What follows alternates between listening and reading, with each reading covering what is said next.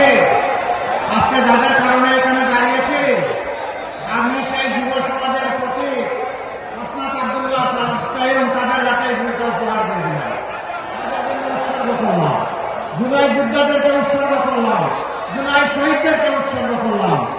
ইনশাআল্লাহ আমরা সেই বার বহন করে চলবো, আপনারা দোয়া করবো।